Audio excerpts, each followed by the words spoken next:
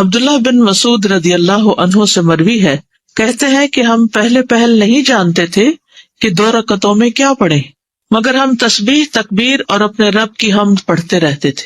محمد صلی اللہ علیہ وسلم نے ہمیں نیکی کی ابتدا اور انتہا، نیکی کے تمام امور کی تعلیم دی، یعنی ابتدا و انتہا یعنی ہر طرح کی چیزوں کی۔ آپ نے فرمایا جب تم ہر 2 رکعتوں کے بعد بیٹھو تو یہ پڑھو، التحیات للہ والصلوات والطیبات، السلام علیک ایھا النبی ورحمۃ اللہ وبرکاتہ، السلام علینا وعلی عباد اللہ الصالحین، اشہد ان لا الہ الا اللہ واشہد ان محمدا عبدہ ورسولہ۔ اور تم میں سے ہر آدمی وہ دعا منتخب کرے جو اسے زیادہ اچھی لگے، پھر وہ اللہ عز و جل سے دعا کرے۔ شیخ البانی کہتے ہیں کہ اس حدیث میں ایک اہم فائدہ یہ ہے کہ پہلے تشہد میں بھی دعا کرنا جائز ہے، یعنی 4 رکعتیں آپ پڑھ رہے ہیں تو آپ نے تشہد کے بعد اگر کوئی دعا کرنی ہے تو اس وقت بھی دعا کر سکتے ہیں۔ تیسری رکعت پڑھنا، تیسری رکعت کے لیے اٹھنا، یہ ہے نمبر 10۔ زمین پر ٹیک لگا کر اٹھنا، جیسے پہلی رکعت کے بعد اٹھتے ہوئے زمین پہ ٹیک لگائی تھی، ایسے ہی دوسری رکعت اور تشہد کے بعد زمین پر ٹیک لگا کر اٹھنا چاہیے۔ ازرق بن قیس سے مروی ہے، انہوں نے کہا میں نے ابن عمر کو دیکھا کہ جب آپ 2 رکعتوں سے کھڑے ہونے لگتے تو اپنے ہاتھوں کے ساتھ زمین پر ٹیک لگاتے، تو میں نے ان کے بیٹے اور ہم مجلس لوگوں سے کہا شاید یہ بڑھاپے کی وجہ سے ایسا کرتے ہیں۔ انہوں نے کہا کہ نہیں، لیکن اس کا طریقہ یہی ہے، بوڑھا ہو جوان ہو سبھی کو یہ طریقہ اختیار کرنا چاہیے۔ کیا کہ جب اٹھے تو زمین کا سہارا لے کر اٹھے، اور یہ سیف بھی ہے نا۔ اٹھتے ہوئے تکبیر کہنا، جب آپ 2 رکعتوں کے بعد اٹھتے تو اللہ اکبر کہتے، یعنی نبی صلی اللہ علیہ وسلم اللہ اکبر کہتے ہوئے اٹھتے۔ تکبیر کے ساتھ رفع یدین کرنا، ابن عمر رضی اللہ عنہما نے کہا کہ رسول اللہ صلی اللہ علیہ وسلم جب 2 رکعتیں پڑھ کر اٹھتے تو اللہ اکبر کہتے اور اپنے دونوں ہاتھوں کو اٹھاتے، یعنی رفع الیدین کرتے۔ یہ پہلی رکعت کے بعد نہیں تھا، یہ کب ہے؟ دوسری رکعت کے بعد، تیسری نہیں، دوسری کے بعد جب اتحیات کے بعد کھڑے ہوئے ہیں اس وقت اللہ اکبر بھی کہیں اور ساتھ ہاتھ بھی اٹھائے۔ کیسے ہاتھ اٹھانے؟ تکبیر تحریمہ کی طرح ہی ہاتھ اٹھانا۔ آپ جب 2 رکعتوں کے بعد اٹھتے تو اللہ اکبر کہتے اور اپنے دونوں ہاتھ اٹھاتے، حتیٰ کہ دونوں ہاتھ آپ کے کندھوں کے برابر آ جاتے، جیسا کہ شروع نماز کے وقت تکبیر کہتے تھے، جیسا کہ شروع نماز کے وقت تکبیر کہتے تھے۔ اسی طرح 2 رکعتوں کے بعد زمین سے اٹھتے ہوئے بھی اللہ اکبر کہہ کر ہاتھ اٹھاتے، تکبیر تحریمہ کی طرح۔ ابو ہریرہ رضی اللہ عنہ سے روایت ہے، انہوں نے کہا کہ رسول اللہ صلی اللہ علیہ وسلم جب نماز کے لیے تکبیر کہتے تو اپنے دونوں ہاتھوں کو کندھوں کے برابر لے جاتے، دونوں ہاتھوں کو کندھوں کے برابر لے جاتے، اور جب رکوع کرتے تو اسی طرح کرتے، اور جب رکوع سے سجدے کے لیے سر اٹھاتے تو اسی طرح کرتے، یعنی رفع الیدین کرتے، اور جب 2 رکعتوں کے بعد اٹھتے تو اسی طرح کرتے۔ ٹھیک ہے، تو پہلا کب ہوا؟ نماز شروع کرتے وقت، دوسرا کب ہوا؟ رکوع میں جاتے وقت، تیسرا کب ہوا؟ رکوع سے اٹھتے وقت، اور چوتھا کب ہوا؟ 2 رکعتوں کے بعد جب کھڑے ہوں۔ شابش۔ تیسری رکعت کو بھی پہلی 2 رکعتوں کی طرح ادا کرنا، پھر جب 2 رکعتوں میں بیٹھ کر اٹھتے تو بھی اللہ اکبر کہتے۔ الغرض آپ ہر رکعت میں اسی طرح کرتے یہاں تک کہ اپنی نماز سے فارغ ہو جاتے۔ ٹھیک ہے۔ چوتھی رکعت، 4 رکعت نماز میں چوتھی رکعت سے پہلے تھوڑی دیر بیٹھنا، یعنی تیسری رکعت کے بعد اٹھتے ہوئے ذرا سا بیٹھ کے اٹھنا، جیسے آپ نے کیا کب؟ پہلی رکعت کے بعد۔ شابش، ٹھیک ہے۔ پھر وہ تیسری رکعت کے لیے اٹھے۔ یہ تشہد اولا بھی اسی طرح نماز کا رکن ہے جس طرح اس کے بعد والا۔ اسی طرح اس وقت بھی جلسہ استراحت کرے جب وہ چوتھی رکعت کے لیے اٹھنے کا ارادہ کرے۔ تیسری رکعت کے لیے اٹھتے وقت تو آپ اتحیات سے اٹھ رہے ہیں، تو چوتھی رکعت سے پہلے آپ جلسہ استراحت سے اٹھیں گے، اس میں کچھ بھی نہیں پڑھنا ہوتا، لیکن وہ کھڑا ہونے سے پہلے اپنے بائیں پاؤں پر سیدھا ہو کر بیٹھ جائے۔ کہاں بیٹھنا ہے؟ بائیں پاؤں کے اوپر، یہاں تک کہ ہر جوڑ اپنی جگہ کی طرف لوٹ جائے، یعنی ہر جوڑ اپنی اپنی جگہ پر آ جائے۔ جب سکون سے بیٹھیں گے تو آ ہی جائے گا۔ مالک بن حویرث اللیثی کہتے ہیں کہ انہوں نے نبی صلی اللہ علیہ وسلم کو نماز پڑھتے دیکھا۔ جب آپ اپنی نماز کی طاق رکعت میں ہوتے تو اس وقت تک نہ اٹھتے جب تک سیدھے ہو کر اچھی طرح بیٹھ نہ لیتے، یعنی سجدے سے اٹھ کر ذرا سا ٹک کے بیٹھ کے پھر آپ کھڑے ہوتے۔ زمین پر سہارا لیتے ہوئے اٹھنا، زمین پر سہارا لیتے ہوئے اٹھنا، پھر وہ اپنے ہاتھوں کا سہارا لیتے ہوئے کھڑا ہو جیسا کہ اس نے دوسری رکعت میں اپنے لیے کیا تھا۔ صرف اللہ اکبر کہہ کر چوتھی رکعت کے لیے اٹھنا، رفع یدین نہیں کرنا، یہ پانچواں رفع یدین نہیں ہے، صرف 2 رکعتوں کے بعد ہوتا ہے، تیسری رکعت شروع کرنے سے پہلے، ورنہ نہیں۔ جب آپ چوتھی رکعت کے لیے اٹھنے کا ارادہ کرتے تو اللہ اکبر کہتے۔ یہی حکم آپ صلی اللہ علیہ وسلم نے اس شخص کو بھی دیا جس نے اپنی نماز کو بگاڑ لیا تھا، ٹھیک ہے نا، جس نے اپنی نماز کو بگاڑ لیا تھا۔ ابو سلمہ سے روایت ہے کہ ابو ہریرہ رضی اللہ عنہ انہیں نماز پڑھاتے تو جب بھی رکوع اور سجدے کے لیے جھکتے اور سجدے سے اٹھتے تو اللہ اکبر کہتے، جب نماز سے فارغ ہوتے تو فرماتے، اللہ کی قسم یقیناً میں اپنی نماز میں تم سب سے بڑھ کر رسول صلی اللہ علیہ وسلم کے مشابہ ہوں۔ وہ نماز بگاڑنے والا کون تھا؟ جو جلدی جلدی پڑھا تھا، اور 3 دفعہ آپ نے اس سے کہا کہ صلی فإنک لم تصلی، جاؤ نماز پڑھو، تم نے نماز نہیں پڑھی، کیونکہ وہ ٹھیک سے نہیں پڑھ رہا تھا۔ سورۃ الفاتحہ کی قرات کرنا، یہ کون سی رکعت ہے؟ چوتھی۔ پھر وہ ہر تیسری اور چوتھی رکعت میں سورۃ الفاتحہ پڑھے گا، کیونکہ اس کا پڑھنا واجب ہے۔ کیا ہے؟ اس کا پڑھنا واجب ہے۔ عطا سے روایت ہے کہ ابو ہریرہ رضی اللہ عنہ نے کہا، ہر نماز میں قرات ہے، ہر نماز میں قرات ہے، تو جو قرات نبی صلی اللہ علیہ وسلم نے ہمیں سنائی ہم نے تمہیں سنائی، اور جو انہوں نے آہستہ آواز سے ہم سے مخفی رکھی ہم نے وہ تم سے مخفی رکھی، اور جس نے ام الکتاب پڑھ لی تو اس کے لیے وہ کافی ہے، اور جس نے اس سے زائد پڑھا تو وہ افضل ہے۔ کیا مطلب ہے اس کا؟ کہ خالی سورۃ الفاتحہ پڑھنا بھی کافی ہے، اور اگر کوئی شخص سورت کا اضافہ کرنا چاہے تو وہ بھی کر سکتا ہے، اس میں چوائس ہے۔ تو اب آپ سنت زندہ کرنے کے لیے کبھی چاہے تو ایکسٹرا پڑھ لے کوئی، اور چاہے تو صرف سورۃ الفاتحہ تک ہی رہے، دونوں طرح ٹھیک ہے۔ اس سے آپ کو دین کی وسعت سمجھ میں آتی، ٹھیک ہے۔ دیکھیے، زیادہ پڑھنے کا مطلب ہے زیادہ نیکیاں کمانا۔ جب قرآن کی قرات کریں گے تو ہر حرف پر 10 نیکیاں ملیں گی، ٹھیک ہے نا۔ بہرحال نماز تو دونوں طرح ہو جائے گی، لیکن زیادہ پڑھنا افضل ہے۔ باقی رکعت پہلے 3 رکعات کی طرح ہی ادا کرنا ہے۔ پھر جب 2 رکعتوں میں بیٹھ کر اٹھتے تو بھی اللہ اکبر کہتے۔ الغرض ہر رکعت میں اسی طرح کرتے یہاں تک کہ نماز سے فارغ ہو جاتے۔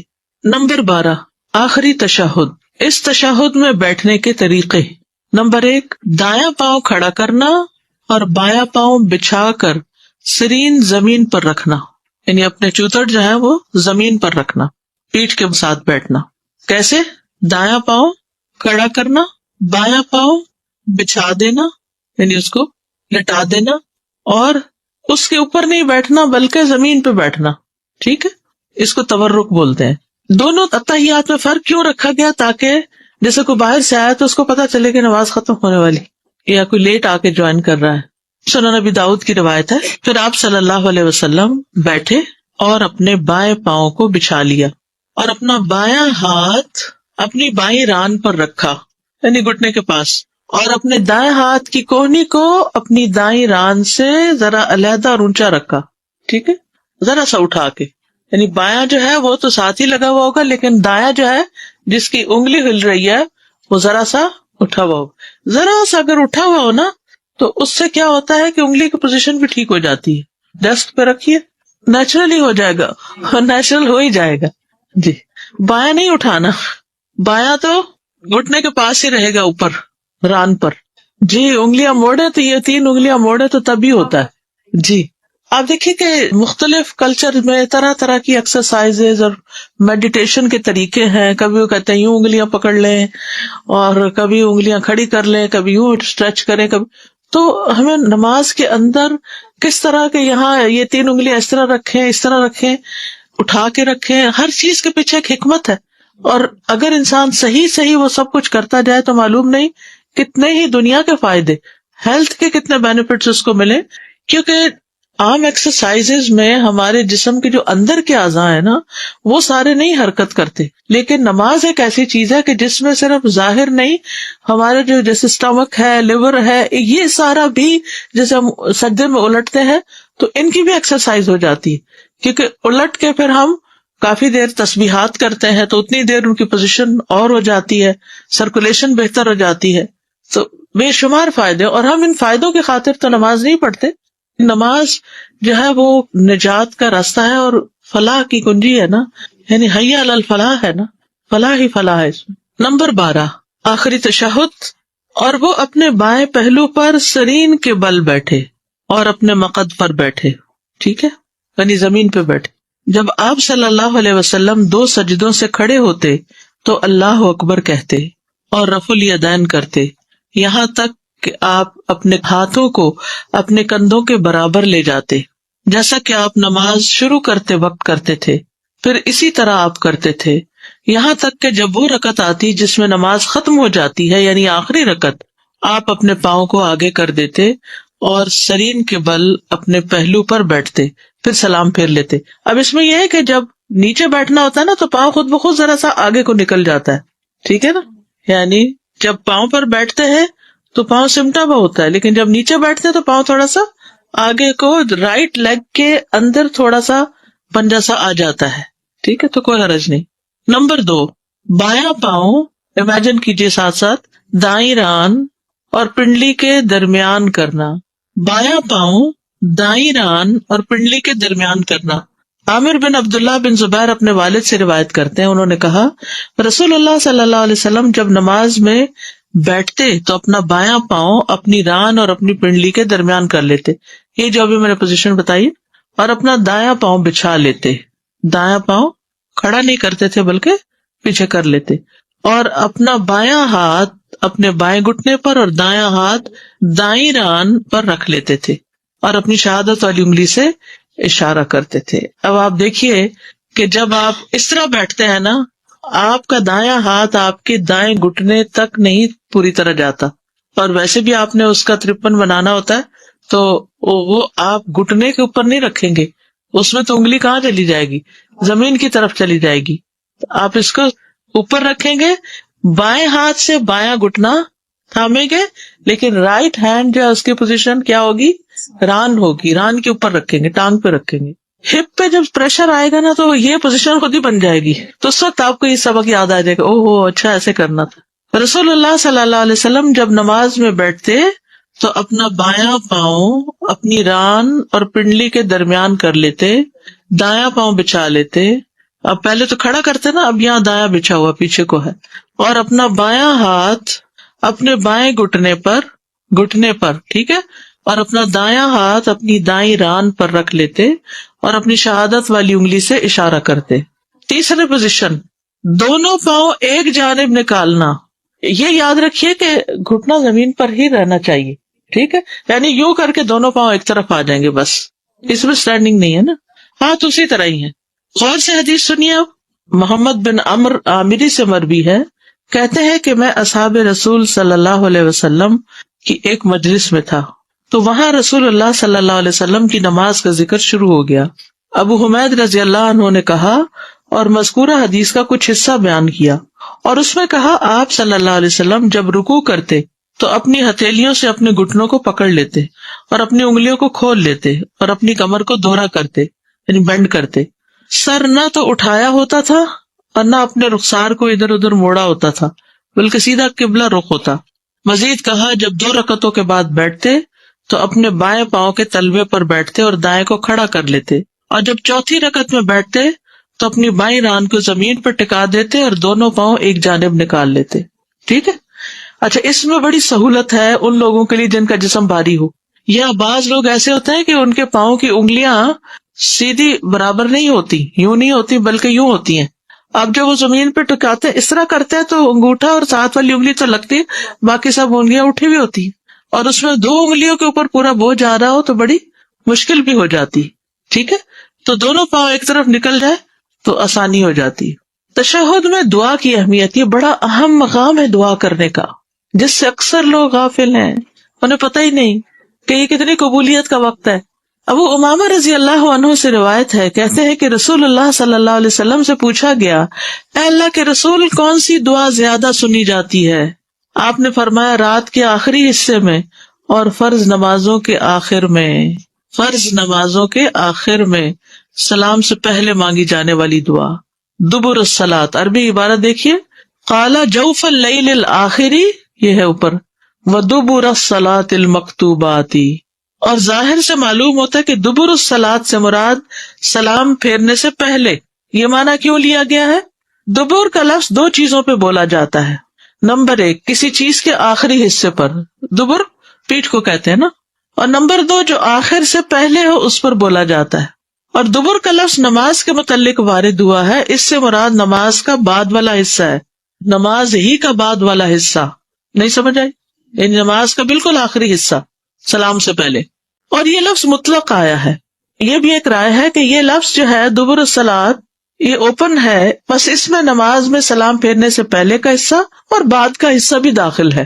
یعنی اگر کسی نے پہلے نہیں دعا پڑھی یا کم اس کو یاد ہے تو سلام پھیرنے کے بعد بھی وہ مانگے گا تو یہ بھی قبولیت کا وقت ہے. قال ابن القیم رحمہ اللہ، ابن القیم رحمہ اللہ زاد المعاد میں کہتے ہیں کہ احادیث کے الفاظ دبر الصلاۃ سے مراد سلام سے پہلے اور سلام کے بعد دونوں ہو سکتے ہیں، سلام سے پہلے بھی اور سلام کے بعد بھی. ابن تیمیہ سلام سے پہلے ہونے کو ترجیح دیتے تھے، ابن قیم ہی کہتے ہیں. تو میں نے ان سے اس کے بارے میں سوال کیا، استفسار کیا، اس کی وضاحت چاہی، تفسیر مانگی. استفسار کا کیا مطلب ہے؟ تفسیر طلب کی. تو انہوں نے کہا کسی بھی چیز کی دبر اسی میں شامل ہوتی ہے، کسی بھی چیز کی دبر اس میں شامل ہوتی ہے. جیسے دبر الحیوان، حیوان کی پیٹھ حیوان ہی میں شامل ہے. اہل علم اس بارے میں ایک اصول ذکر کرتے ہیں کہ اگر احادیث میں دبر الصلاۃ کی قید کے ساتھ آنے والے تسبیح، تحمید، تکبیر اور آیت الکرسی یا معوذات جیسے ذکر و اذکار ہوں تو اس وقت دبر الصلاۃ سے مراد نماز کے بعد کا وقت ہوگا، کیونکہ سبحان اللہ، الحمدللہ، اللہ اکبر اور آیت الکرسی وغیرہ ہم کہاں پڑھتے ہیں؟ نماز کے اندر نہیں پڑھتے بلکہ باہر پڑھتے ہیں.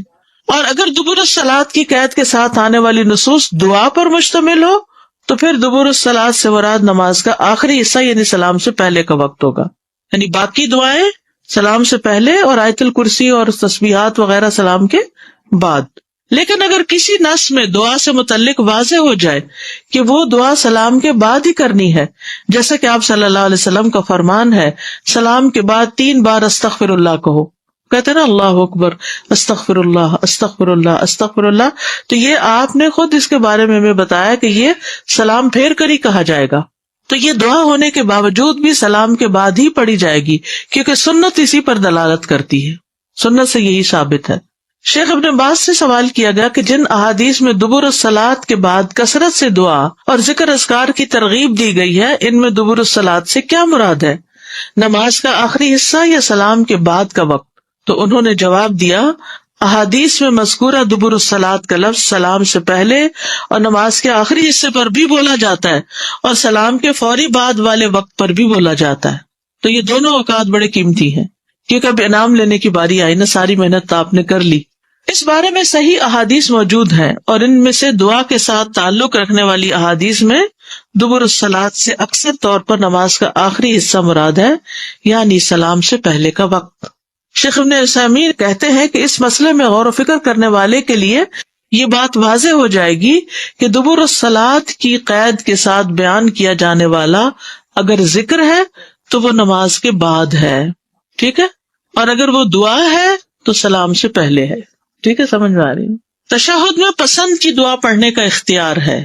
عبداللہ بن مسعود کہتے ہیں کہ جب ہم نبی صلی اللہ علیہ وسلم کے ساتھ نماز پڑھتے تو ہم قعدہ کہتے تشہد کے لیے بیٹھنا، یہ کہا کرتے تھے السلام علی اللہ من عبادہ السلام علی فلان و فلان، اس کے بندوں کی طرف سے اللہ پر سلام ہو اور فلاں پر اور فلاں پر.